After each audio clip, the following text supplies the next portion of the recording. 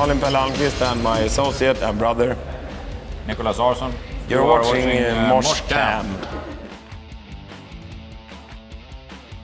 Lately for me it's been Main Offender, I think.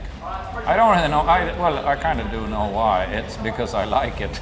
Lately it's been a favorite Hives song of mine. And I also kind of like it because the last couple of shows it's been the second song in the set. Which is, I really dig that. I really like going into that intro and then have the crowd kind of go all nuts. Anything where you get a great crowd reaction is fun for me.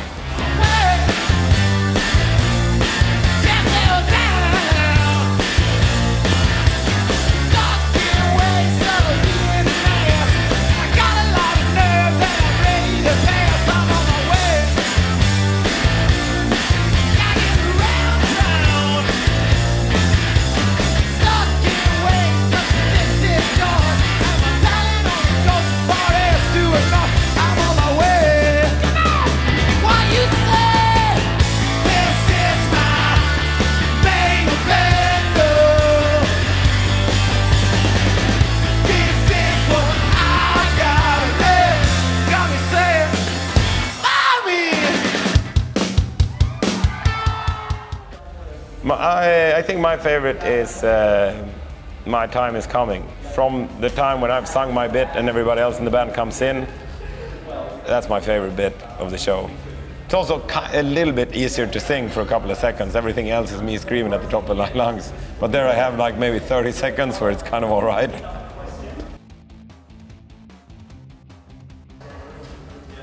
We've had some great ones on this record. We had an amazing show in Madrid. We had an amazing show in Stockholm in front of like 150 kids in a tiny dinky basement when we were sort of, you know, wanted to do a couple of shows before we did like our first official show. We played then a place that we have not played since 1997, I think. Yeah. And we came back to that place and it's like it's sort of a youth cafe. Anarchist, like punk sort of hangout. Like anarchist punk youth hangout. The closest you'll get to a squat in safe, comfortable Sweden, I guess. Favorite is like, I guess, when you get beer. You know, that's I'd say. We're really simple. That's pretty important, but it's. I think the one I do the most with, I eat a lot of hummus and pita, I think. Bananas, beer. I'm still going with the beer. But I think as far as, you know, maybe the best thing doesn't necessarily need to be on the rider, because I know like that place in Norfolk, Virginia, the Norva, they have a hot tub in the dressing room, which is like, you should put that on the rider. But not everyone can pull that off, but they have a hot tub in it. It's a giant dressing room, kind of like this, and it's they have a hot tub.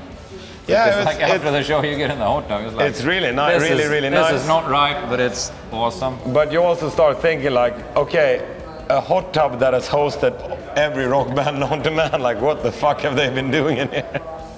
You share the wealth. Working on the latest album was pretty weird because we kind of worked around. It wasn't like it was effective or anything. Like we booked a studio for like 2 months and we hung out there, figured, you know, hey, we'll make a record, and it didn't really work that way. I mean, we had tech trouble and all that, and we kind of mostly watched the World Championships of cross-country skiing and ate semlor, which is like a Swedish sort of bun with almond paste and cream. So that's kind of mostly what we did. But and that was kind of fun in itself. So I was kind of like, maybe that's a favorite moment if that's the one that I remember. But usually, like your favorite moments making a record are the ones where you have a breakthrough, where you go like, yeah, that's great, you know, and that finally that song's done, you know.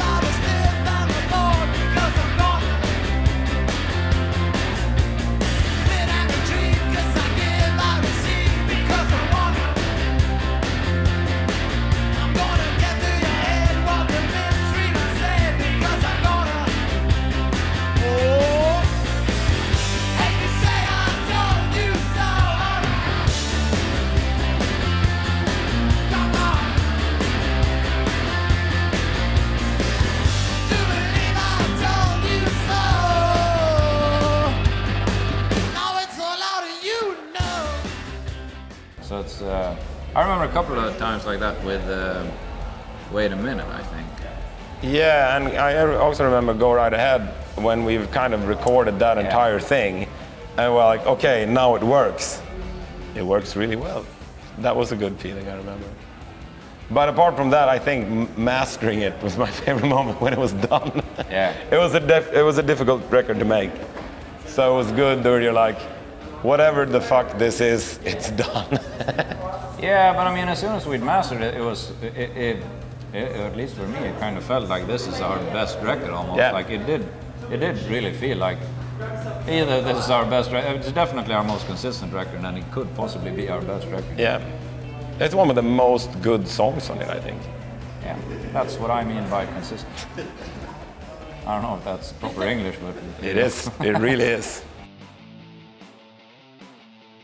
Like, sometimes when like fans show up and like show you out to a good time, yeah, that's like great. I remember once when we played in Austin, we met these girls who took us out, and like we went dancing, and we like went to like a David Watson show, dancing. like dancing to country music, like we're trying to learn like the Texas two-step and shit like that. I was really bad at that, but it was really fun. Pretty horrible. I think my favorite fan encounter is when people in bands I like are fans. I like that, because then the world sort of makes sense for a second or two. When you're like, oh, he's in that awesome band, like there's Mick Jagger, he's coming this way. He says, you're awesome. That's good, It feels like it makes sense.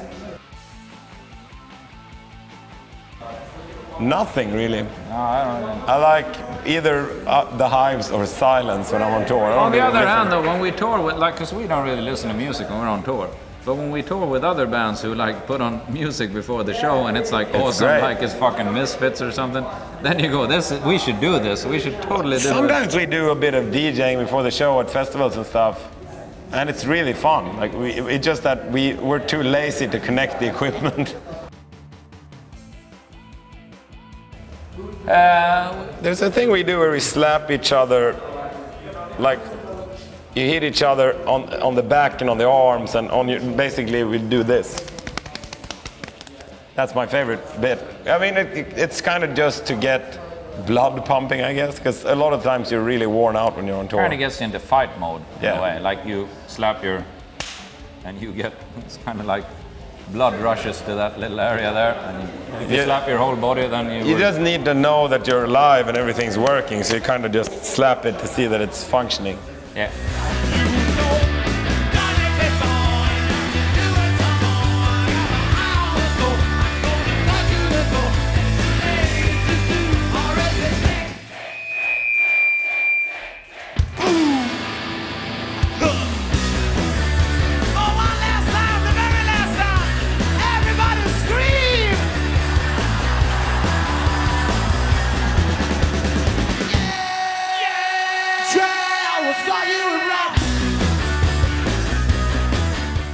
I think that's the closest we have to a pre-show ritual. Oh, we do before every show stare each other in the eye as well. Just to make sure like everyone's there, mentally. Yeah. Favorite pose, I guess, I like jumping a lot. Yeah, jumping. I don't know if it's a pose, but jumping.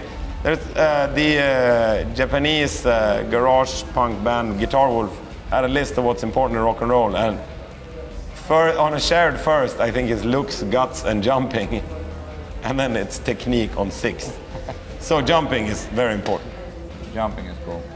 Also, the split is very cool. It's like Michael James Monroe Brown does that. Michael Monroe does that too. And I can, with maximum effort, shape my legs to a V shape. But I think I've those done guys the are pretty splits, awesome. but I kind of stopped doing it. I can't really do it anymore. I gotta stretch or something. Yeah. With other people, I think my favorite is the split.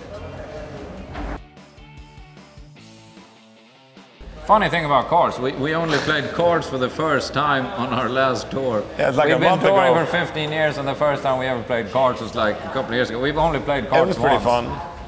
It was alright. I think my favorite tour pastime is surfing, because you can't do it in Sweden, and sometimes you end up in places such as this where you can surf, and then it's really fun because it's like that and tourism, and I think first is food tourism. Yeah, food. When you kind of eat what they eat in your, like you go to Prague and you eat fried cheese and drink beer, and then you come to Australia and eat mangoes, and then you go to California and eat Tex-Mex food, you know, that stuff is right.